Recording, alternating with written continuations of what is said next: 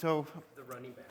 How you doing? So I have two guests here that I invited to do a session today, and then two others tomorrow, just to lead us in conversation. And really, we're trying to have with Companions in Ministry, when we have even conferences or conference-style events, we want to have dialogue and conversation because I recognize that everyone has experiences and insight for different topics related to ministry, pastoral well-being, and the different components. So this is really an invitation for us to have a conversation, but we have Pastor Marcus Allen and Pastor Tom Pietz, who both have experience and some particular insights about the pastoral transition process. Pastor Marcus has written a book about pastoral succession and what that can look like, and Tom Pietz leads our seasoned clergy cohort, which also kind of wraps into thinking about, I forget who I was talking to, but one person was saying you should really be thinking about pastoral succession on day one of entering into ministry. And so Tom is leading our seasoned clergy cohort, really imagining what does life look like after you officially retire, and so how do you kind of prepare for that next season of ministry, because that's really, you're called for a lifetime, but it's going to look different after that official kind of marker. So what should it look like? What can it look like? That's kind of the group that Tom's leading is focused on that.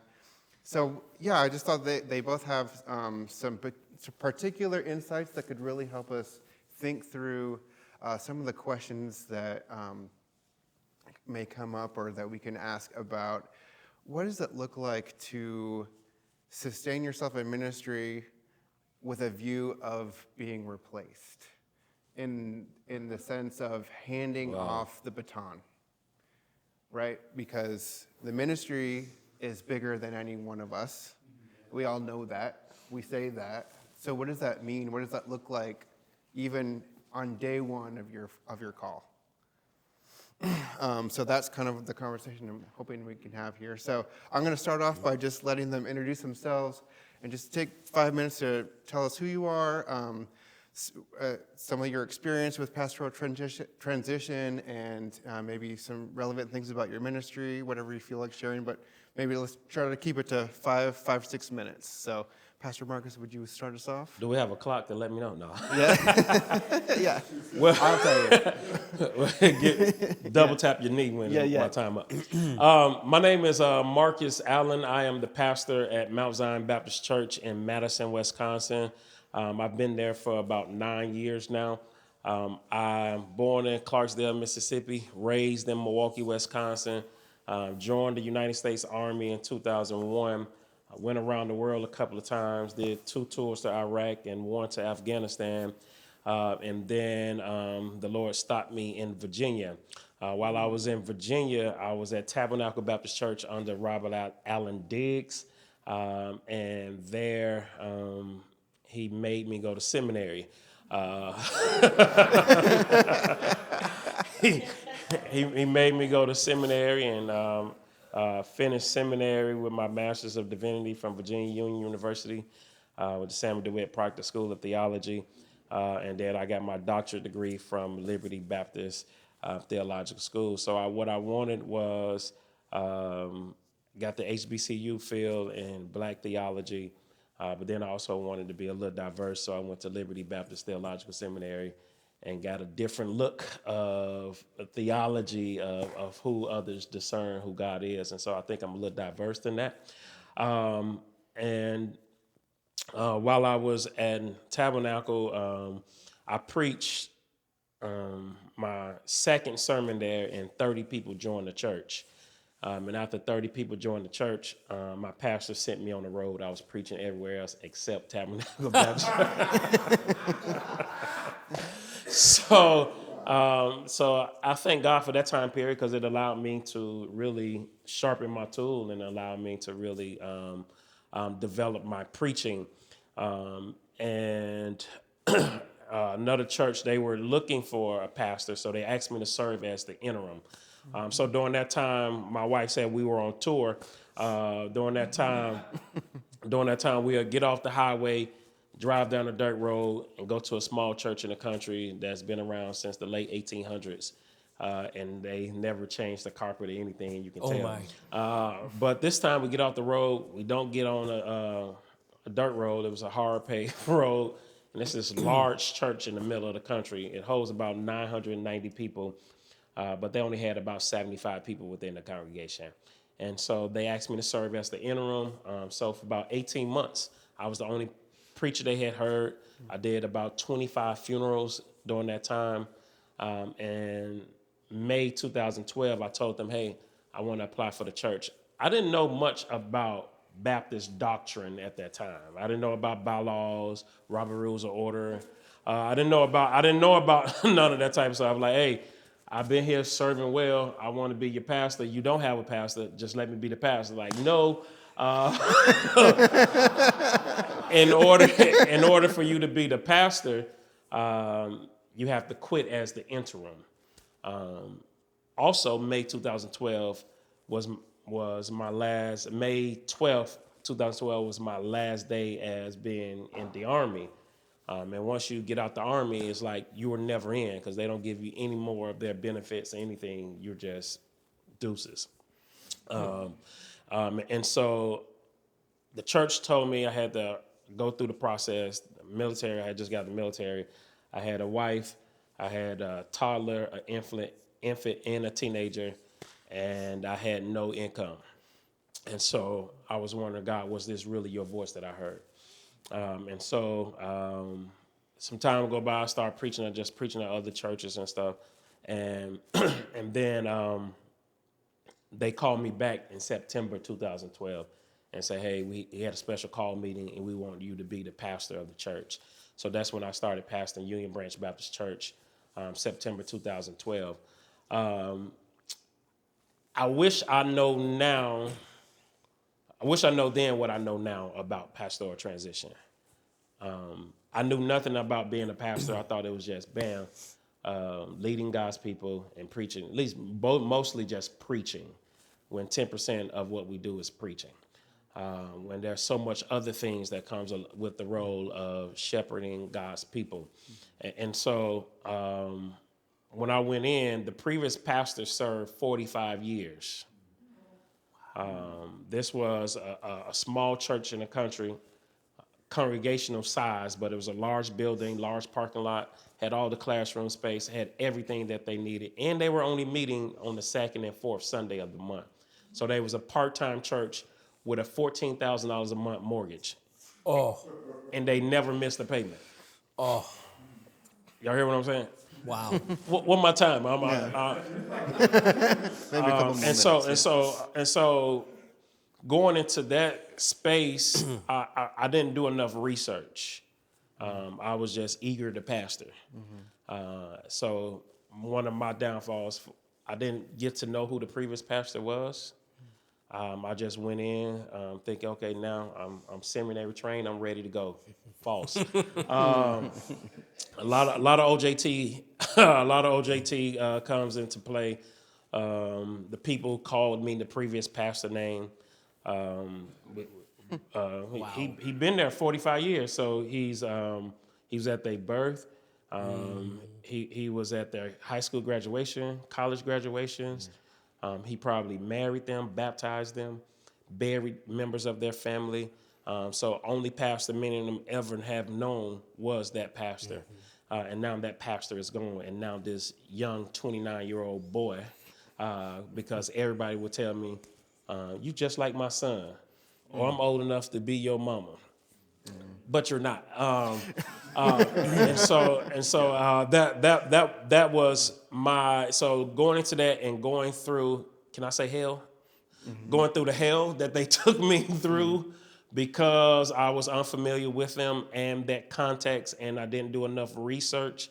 That's what pushed me to write my dissertation on pastoral transition, of how to be intentional about transitioning well, because transition can be messy, but if you are intentional, it can be very bearable things you do. Some research say it takes 5 to 7 years to turn a church around to your leadership. But if you're intentional about it, you can see that transition happen very quickly. Last thing, and we look at transition, we always compare it to the passing of the baton. And if the baton is not passed carefully, you'll get disqualified. We can look at the men's track team, the 4x4 relay. They have failed to pass the baton appropriately on several occasions during the Olympics. They are the fastest in the world. They are the most skilled at running in the world. They are the most capable to win in the world.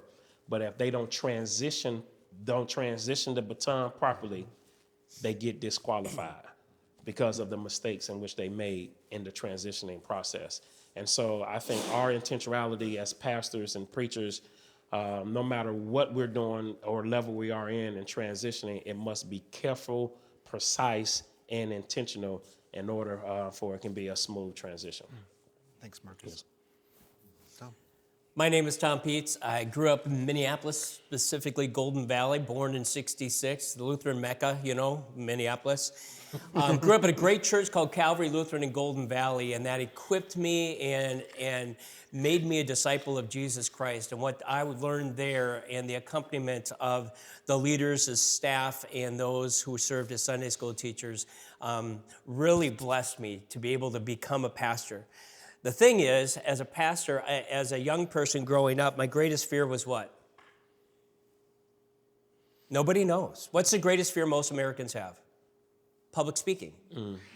And so that was the stumbling block that I had. I know I just threw something out in left field. So in any case, I grew up in that great church and then eventually went on to Luther College, was going to study to be a Christian counselor. I met one eventually when I was out of college, and he said, Tom, can you envision yourself in 4 walls, day in, day out, listening to people's problems, but not being involved in their lives? I said, no way. And hence the opening of my spirit to say, yes, I can serve the Lord as a pastor. I grew up in a family with 3 older siblings. 11 years later, I was born as a bonus, new and improved, and then a younger sibling. I was just with them on a trip to Europe and being able to do life together, and we grew up, in different times and households, but it was great. I eventually, after Luther College, traveled in a Christian band in the U.S. and South America because I wanted to be like water within. And it was a beautiful experience of working with missionaries and getting a mission-minded set that really changed my life.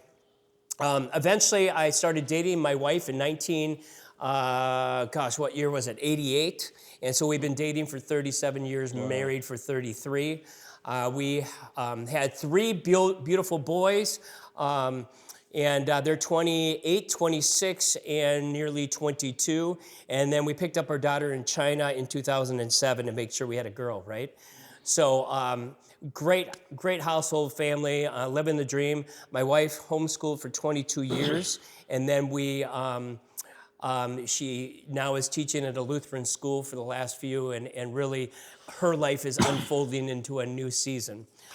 I have served over the last 40 years, 10 different churches in various capacities, anywhere from being a youth director to young adults ministry, working at Bible camps, and then doing internship in southern Minnesota, and then First Call just down the road from there, then Colorado, 10 years in Iowa, and now the last 15 years here in Wisconsin. You can say I've been doing a Midwest tour. Love Wisconsin. I serve a parish right now called St. Olaf Lutheran Church. It's in the middle of nowhere. I like to tell people it's between 2 golf courses, Deer Track and Erin Hills. Deer Track is what I can afford. But it's a wonderful church, about 180 years old, Norwegian founded congregation. We worship about 90 to 100 on a weekend. It's super manageable. They give us a free house. It's the best house we've ever lived in. Low maintenance. In other words, they mow, they plow. I do nothing but rake leaves this week. I am thankful for the way that God has sustained me throughout these years of ministry. We have gone through a lot of tough times. Some of the strangest scenarios in ministry that I'm amazed that I'm still in the ministry. But these last roughly 9-10 years have been such a blessing. And God has me in a place where, God willing, I will be here, who knows, another 6, 10, 15 years. Who knows? We don't know, right?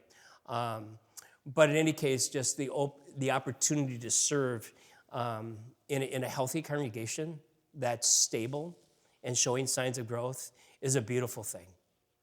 Transitions. As far as transitions go, holy cow, have I seen a variety of transitions. And one of the great things is when you've got solid leadership communicating during that time, before the transition, during, and as the transition takes place to a new pastor, it can be a beautiful thing. But when it's done poorly, or there's all sorts of power and control issues, it can kill the spirit of a church. For sure. I think that's about all I'll share now and see great. what else develops. That's perfect. Thank you guys so much. So for both of you, based on your experience, what's the single biggest lesson about ministry or the congregation that you learned during a major transition or any transition? Single biggest lesson that you would want to share. So the things that you wish you had known, like you mentioned, Marcus. For me, it's getting, no, I'm just going off my book. Yeah. So I got next, 10 essential lessons for pastoral transition. You can find it on, let me share. But you can find it anywhere. But the biggest lesson is the failure to get understanding of the context in which you're transitioning to. So my book really talks about the pastor or preacher going into a situation.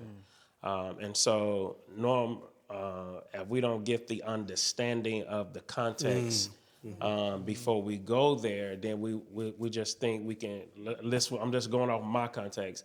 I was set vision, I was planning great things, but it was beyond the capability of the people because I didn't get an understanding of the people. And so going in, now they're fighting with me, or I'm looking at numbers or visions that I've set and we're not accomplishing what we thought we could, but it's because I didn't get to know the people before implementing procedures and policies. Sure. It's all about the people. It's all about the people. My wife had a daughter before we married, and when we married, her daughter, at least our daughter, I call her not anything else but my daughter. She came into the house. She called me by my first name for years. It wasn't until she started to call me Dad where I realized that I had transitioned from her mother's husband to her dad. And that I look at that at transition because sometimes we think just because our name is on the marquee or our name is on the bulletin or the program that we're the pastor. You're not.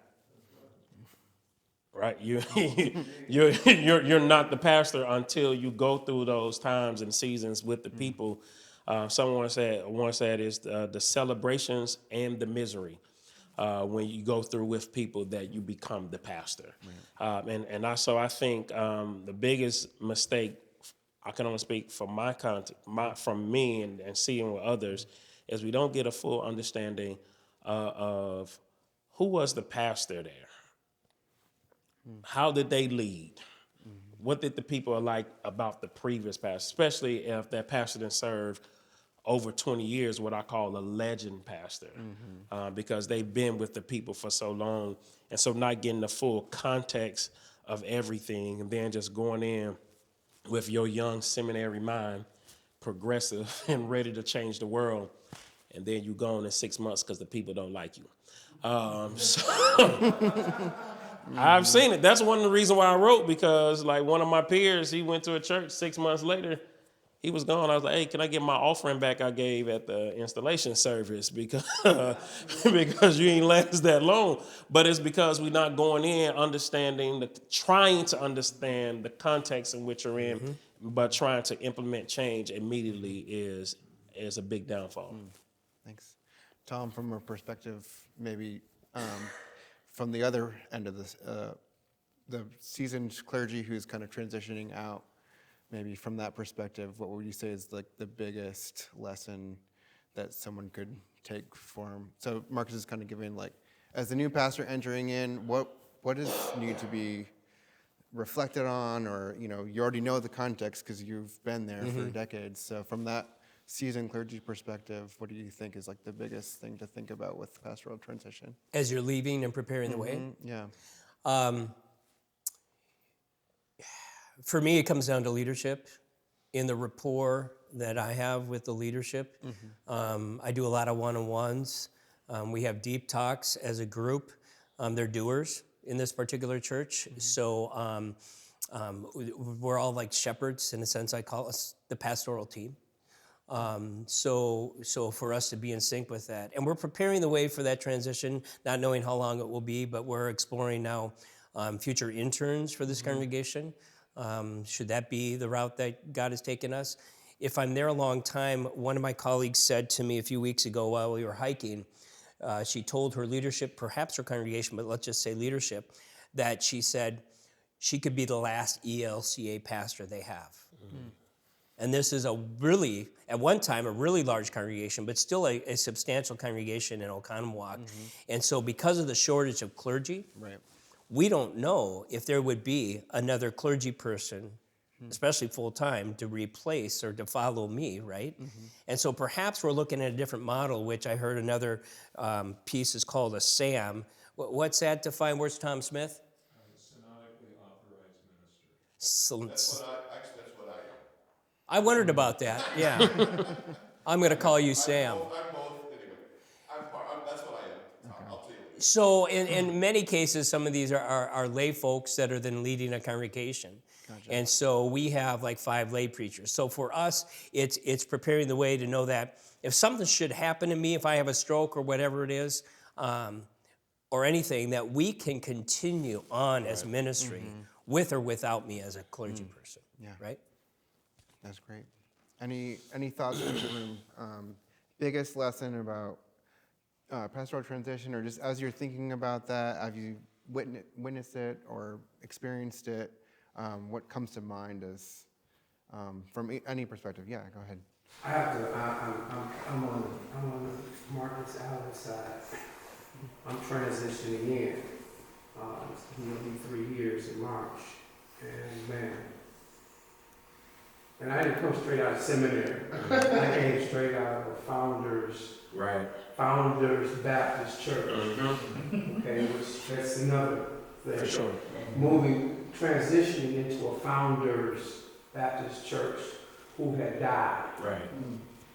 And so then you deal with the hearts of the people that have died with him.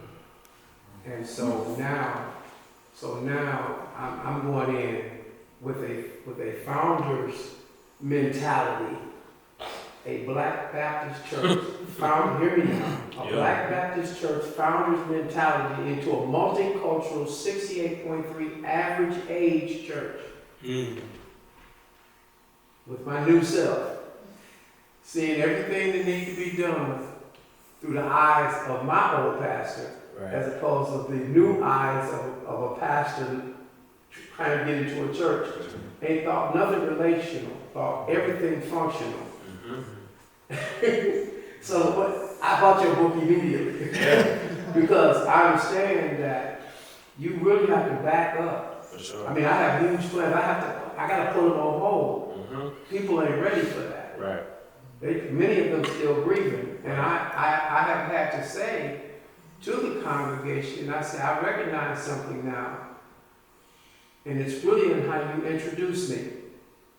I'm either the pastor of the church, or I'm your pastor. And it's either one of the two. And I say, I'll know how you introduce me, who I am to you. And I'm finding out slowly but surely I'm becoming their pastor. But it's grueling. Yeah. It's a grueling process. It's a hurting process. Yeah, you gotta let that take time. And like I was talking about my daughter, I didn't make her call me dad. I just did dad things.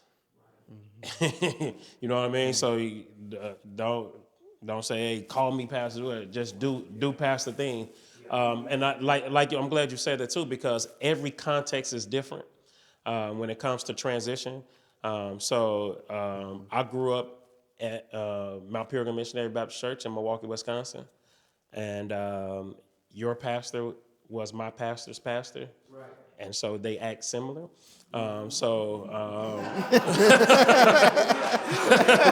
So Pastor Jolly is governed. There's no church governing church. It's his rule, right? And then I left there and went to Tennessee. When I was in Tennessee, the pastor was a founding pastor. So if you're a founding pastor, they governs different. Then I went to Virginia, the same thing. It wasn't a founding pastor, but he had been there 25 years. So the church is governed different. And so now I'm going into a church where I don't have that longevity, nor do I have that ability, wide scope to pretty much do anything you want when you're the founding pastor. And I tried, and I failed. And so when you go in and you got people that's been a part of the church longer you've been alive, and now you want to come in and say, this is a new ideal I have. Like, no, we've been doing it like this. 7 last words of the church. We've always done it this way. And so you got, and we know sometimes we don't want to hear that, but we have to give ear to it to get an understanding of it. Because at my first church, they had this old piano that was out of tune, but they wanted to play it every Sunday. Yeah. I'm like, no, we need to play this keyboard, this thousands of dollar keyboard you have sitting right here. No. And I was like, hey, let's just take the piano out so they don't have no other choice. No, we can't move that piano. Because Deacon so-and-so mama gave the money for that piano. Yep. And it has the tab on it, donated to Mount Union Branch by such and such. And so before we remove those sacred cows, we need to get some understanding of why they're there. Yeah. And then work with them. Take your time to do it. Yeah. Because there's a lot of stuff you walk in and immediately you want to say, oh, we got to move this, we got to do this, do that. And it cause friction. Yeah. Yeah, and thanks for that, Don. Yeah, it seems like there's so many different dimensions to a pastoral transition, and they look differently. And then Tom, you kind of brought in denominational elements that also are, different, and so it's like there's no one size fits all kind of mentality, but it does seem like there's thinking about just relationships and just the time that takes of really relating to people when you, especially if, my dad he's been in the church he's a pastor in Vermont for 34 years now. Not the founding pastor, but essentially. And so he's going through pastoral transition now. So this is a really personal conversation for me too, just talking to him about it. But just like one of the things that, Tom, you kind of mentioned this too, is finding leaders to develop as you are leading. And, for some people in the room, you might not be in you might be far time-wise from a pastoral transition. You've been at the church for a while. You're planning on being there, Lord willing, for a while, as the case may be. And so how do you develop especially when you have the demands of pastoral ministry on just the regular? It's regularly, demanding. So I wonder, if we could talk, and people in the room too, how do you navigate the present demands of ministry and also be trying to think about the future in the relational context, learning that, developing young leaders or other leaders in the church, thinking about your own, it's a lot to think about. Peter, can I just share one? Yeah, go ahead. I've been a guide mentor for first call pastors during my ministry, and I tell them, when you graduate, I'm a bit about 38 years, and I've been interims, I've done many things. I always tell them, when you get there, listen, listen. Yep. Don't come in with just like his book he's talking about, he came up with all the time. Listen, and then listen some more, at least for the first year or so, and try to figure out what to do, and that's been very helpful. The other thing I want to tell everybody here is I started 3 new mission congregations from scratch. If you do that, you don't have these problems. Those people that join are people that like you. So Right. try that. Think about this. For sure. Starting a church with no member, and then although you have different problems. Yeah, you don't and we those have same problems. we have several church planners in the room too. Yeah, yeah, church planning, that's another kind of transition. That's yeah, the we cure. can talk That's about the that. cure. Too.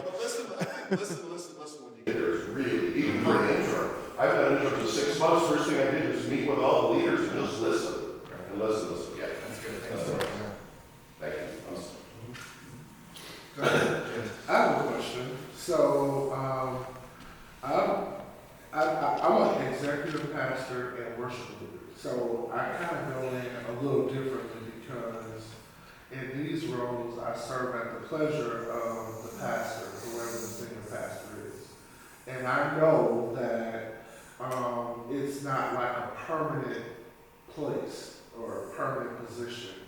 So I wonder sometimes when senior pastors come into a ministry, do they come in with the mindset that I'm going to be like a Supreme Court justice where I'm appointed for life until I die? So that's the first thing. And then the second thing is I founded a faith-based organization that has a bunch of churches a part of it. But when I founded it, I came in with the mindset that I'm only here until the real person comes. I'm doing this until God says, whoever he has coming to take my place on. And that way I refer to myself as John the Baptist all the time. But I wonder what I can do now to kind of make that transition easier for whoever will take it. Because I don't want, because I have seen very bad transitions, and I don't want that for the organization that I founded.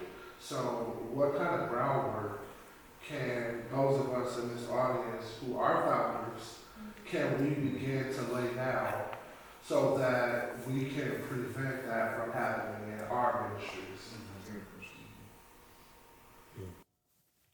We're all interim ministers, wherever we're at, right? Whether we've received the baton or not, or we're the founding one, we're passing it on to somebody else unless it dies, right? Right. And some of our churches are dying. We could be the last pastor there. And it would morph into something different. But I'm always thinking of who are the ones that God has led me to pour into. So for example, we were at a quandary this year to go, who's going to be our future council president? Our board leader of this congregation. And none of the people currently on the council were willing to say yes. And so I, just through the discernment of the Spirit, we had a fairly fresh new member, only a year long, but he is a retired teacher administrator and has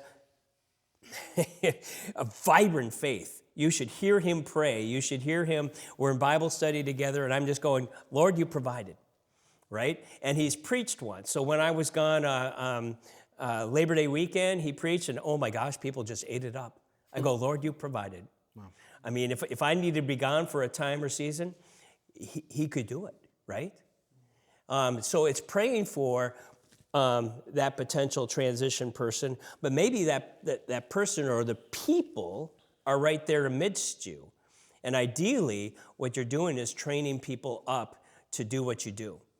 What I love in my context is there's many things that I would have done as an executive pastor back in my day, but I have people on my council and my leadership that do those things now, which frees me up. I have so much margin as a pastor, it's ridiculous. I act like I'm retired right now because they have the gifts and abilities, and they love being empowered to go do the work of ministry, right? Sounds like Ephesians.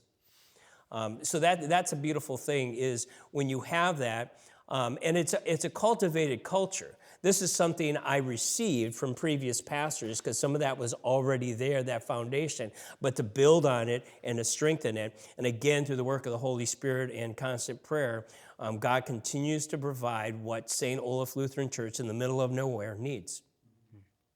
Thanks, Tom.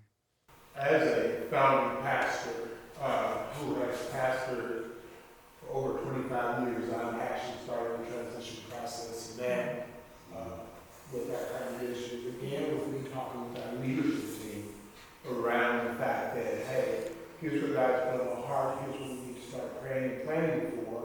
It will then lead to me sharing openly with the congregation. The thing I've been doing for the last 25 years is saying to the congregation, God is the leader of this church, not me. If you're only here because I'm here, you're in the wrong place. Right. And one day, I'm not going to be here.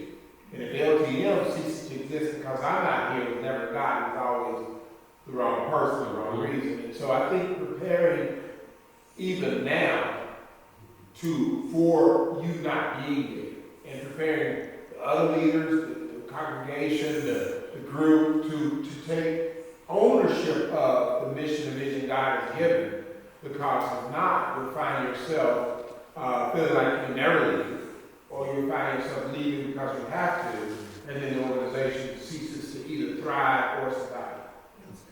Yeah. I would say when it comes to pastoral transition, one that I've seen work well is when the pastor that is leaving brings alongside of the pastor that's taking over. And it's about a 3-year process. Or some do a year or 2 year, but I would suggest at least a 3 year. I'm really trying to do some research on this now, because there's a lot of pastors that are wanting to leave ministry or retire, but they really don't know how, and they really don't have confidence that the person that would come behind them would keep the ministry going like they want it to go. But what I've seen that has worked, because sometimes, that pastor say, hey, I'm done, this is my retirement year, I'm out of here, and then they just leave and leave it up to the church to select the next person to come. I don't know, that's Baptist. I'm speaking for no other denomination. I know other denomination bishops and stuff appoint, I don't know. But in the Baptist context, church is governed by the church. So if somebody leave, then the church must be the one to select the next pastor. But what I've seen happen is something that I call, what the military call, a left seat, right seat ride. That is, the outgoing pastor's in the driver's seat, the incoming pastor's in the passenger seat. And you watch me drive for a year. I get out, we switch seats. You drive, I watch you drive for a year. And then pull over, let me out, and you drive by yourself. So I think that method, that left seat, right seat drive, is very good when it comes to transition, because now the person is just not coming in first day and not knowing none of the people, but that person has been integrated in the culture and the life of the church, and now they're taking over the church because now they know the members, they know the people, and they taking small chunks of leadership throughout those years. And the outgoing pastor has been affirming their leadership for a couple years too, which I think is really important. Yeah. Tom, and I think Mike had something. Affirm the wisdom that Darrell was sharing, because my experience, when a pastor turns 58, 59, they're thinking about what's next, and you may not be. So the transition in some ways is happening. Congregation might have a level of anxiety. I remember coming home from a meeting with the council president, and out of the blue, he said, so, when are you going to be retiring? And I say something wrong? But I think what I heard Darrell saying is to be very open about it. I think that lowers the anxiety. Then there's a sense of, okay, now we know the next steps. And so I just wanted to share that the community may be thinking about your transition before you are. And it may come out in different ways, kind of a holding back or what have you. But I think, just naming it and doing it together, like Dr. Allen was just saying too, I think is really life-giving. Thanks. So your story resonates a lot with me, bro, because when my wife and I were 24, we became interim lead pastors of the 100-year-old Presbyterian church in Crickets, Wisconsin. And I'm Hispanic and tatted up. And so one of those did not look like me. You know what I mean? And so when I stepped into this position, I was having counseling sessions with people who had been in that church 3 times as long as I've been alive. And so your book wasn't out then, I wish it was, but at the time, I read a book by Gordon MacDonald called Who Stole My Church? And it was all about this idea that like, when someone new comes in, it's not necessarily even about them, but it's about what they're doing and how it's making the people feel. It was a great book. But within that, I was an interim for a year. And within that year, there was a vote to keep me. And then it was a 5-4 decision split, and which was a massive ordeal. Like, the fact that it was even that close was super humbling and honoring to me. I thought it was amazing. But when they decided they wanted to stay Presbyterian, I had a choice, either become Presbyterian, or they had to become either non-denominational or AD, because that's what I was certified in. And so when they decided to stay Presbyterian, I was like, all right, you guys made your decision, but let's bring someone in that can help you, that will actually be a benefit. So for the first time ever, the session members let me be a part of the search committee, which typically doesn't happen. And so we got to bring in someone and help them transition in. He's still there killing it. We still have a great relationship. Like, it was a beautiful transition out. But what I felt like, and now me and my wife have planted a church in downtown Milwaukee, but we planted it with the idea that at one point, like, I'm not building a brand, I'm building a church. And at some point, the strength that God gave me to lift certain stones will actually become a hindrance to the people, because I won't have that strength anymore. If I'm building a brand, everything depends on me. My ideas, my wants, my desires, because I have to have it look a certain way. But if I'm building a church, at some point, my strength won't be strength anymore. It'll be a hindrance to the people around me. So I'm building it with the intention, at some point, I'm going to be Paul writing a letter to the church that surpasses me. That's my biggest dream. Yeah. It's to pen a letter to the church that I know I'm passing, but like, man, I remember when I'm praying for you. I hear about your faith. Like, that is my dream, to be able to do that. But the only thing that keeps that dream alive is realizing, like, it's not my church, it's his. Sure. You know what I mean? And so, like, but it was such, I got to see that lesson. And what was crazy is the first week I took over, I didn't know this, no one told me or warned me. But the pastor's wife, like the pastor, they let him go. It was a really toxic relationship that the congregation had with him. He was there 17 years. No one told me my first week in, his wife was still playing piano. Oh my God. So I walk into this building, and it's my first week, and she's still playing piano. I had no idea who she was. I just thought she was normal. But I honored the pastor and his wife. Because that's how I truly felt. I was like, they've given 17 years of their lives for me and sacrificed for you. And at the end of it, she came up to me weeping, because she was like, you have no idea what that meant to us. And I think I was in God's wisdom at 24. I didn't have For that. sure. I was totally the Holy Spirit. But in that moment, it showed me how important stuff like this is when you're honoring people who are before you and honoring people who are going to come after you. Like, it's everything. It's massive. Paul did it too. Like, that's our call. That's a perfect segue into my inquiry of you all. What are you prepared to do with pastoral families transition? It's great that you're talking about the congregation, but these transitions impact your wives and your children. So I would love to hear how you have managed that with the Lord's help, I know, over the many transitions you all have gone through. Well, for me, so I left the church in Virginia in 2016 and came here, came to Madison in 2016. My kids were young at that time, but my kids are still struggling with the transition from leaving Virginia and coming here.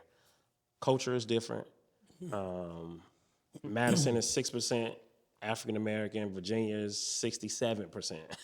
where we were located, and son football team, most of his friends, football programs totally different. And so, yes, we came here. We had more family around, but I yanked them out of something that they were used to. My wife's the same way, and so the intentionality on my part was to make sure I'm doing whatever it is for them to feel comfortable in this space, because I know they're only here because of me. And so no one said I want to go back to Virginia yet, so I'm glad about that. If you're going to let us die, let us die. No one has gotten to that space yet, but the intentionality must be there, and also taking them into consideration. I think that's a question definitely for my wife, that she would be able to answer better than me, because, you know, I'm normally in the mode of, I'm taking care of my family, but I'm also taking care of the church too. But she's able to see how things work that I can't see, especially when it comes to the family. She just taught the class on this at the Midwest Gospel Preaching Summit. I do a preaching conference every year, just in case you all didn't know. But they taught a class on families, how the families. That was this past weekend. Yeah, just this past weekend, how families handle ministry and things like that. And so I'm sorry, I don't have all the answer, but let me call her and maybe I can connect them. That's awesome. Tom. I think the hardest thing in ministry for me is starting over. So when we had to leave congregations, like in Cedar Rapids, we had just great network of relationships. We moved to a church that was unhealthy. The bishop knew that, but thought, Tom could handle it. No. I resigned after a year and all that kind of stuff. We had relationships there because it was actually where my wife's parents grew up, where we went to college and all that. So we had something there. So we had relationships. But then when we moved to Wisconsin, we started from scratch. And it was the loneliest year of my life in 2010. Now, thank God we landed upon a homeschool network. So we had been homeschooling, and we had those relationships with those families, and that helped sustain us. And because we were homeschooling, our kids were connected deeply together. So in a sense, that helped.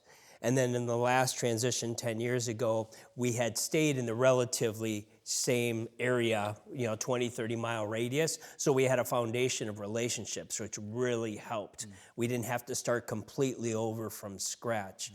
But it is that support system. Who are your support system, whether near or far, that you can lean on? And so for me, it's often pastors, colleagues I have been with. For my wife, it's been, other people she's taught with, perhaps some neighbors that we could go and lean back on in those difficult times. But do you have other questions related to the big question you asked? No, I think sometimes when we're in ministry, we look at who we're serving, and we forget we're serving our families as well. So I'm a widow of a senior pastor who turned pastor after he passed away. So listening to some of the details that you were talking about, I'm thinking on sitting on the outside watching my husband go through the challenges you all are faced with. How are you as a couple handling that? Because it not only impacts you, it also impacts your children. And unfortunately, I saw how it hurt one of my children. And he took his life by suicide. So, yes. So I'm listening, and I'm like, are you all really in tune to what's happening to your family? Because it's not always what you expect. The intentionality must be, and I was just talking about this. Paul said, if you can't govern your house, how can you govern the church? Exactly. But Paul never had any kids. A lot of experience you base that on. So I'm like, Paul, how can you say? But I understand what he's saying. Your first ministry as at home. God created the family before he ever created the church. The family is established in Genesis 2. The church don't come along until Acts chapter 2. And so the intentionality of the pastor is, how do you make sure you're managing home? And I think for me is allowing my wife to really voice her opinion. Now, I don't like it sometimes. I don't want to hear it all the time. But she speaks sometimes for the pew. Because I'm only speaking from the pulpit, but she also speaks from the pew, but then also she speaks from the house too. And so for me, when I first started pastoring, I was pastoring, I was still in seminary, I was still in the Army. As the interim pastor, I was in the Army, and I had little children. So I only remember 3 years. And now I look back on it, my wife was holding all that down and putting stuff in place where I didn't have to worry about home. I can focus on everything else. And so when I look back on that, I'm like, Kevin Durant, girl, you the real MVP. And so now I got to buy all these bags and trips. When I reflect on it, when I look back on it, it's like, but when it comes to, and they talked about that too, how, you know, how the church look at your children as the ones that should be perfect, and the main ones that are doing that, children don't even go to church. Or don't even have children, but they gonna degrade and demean your children for something they couldn't make their children do. And they think, you know, just because I'm a pastor don't mean my kids gonna listen to me. I'm a living witness. They don't.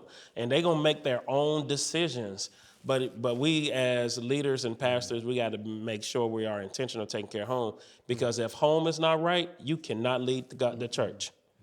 Because you there's no way, you know, and I struggle, that's something I struggle with.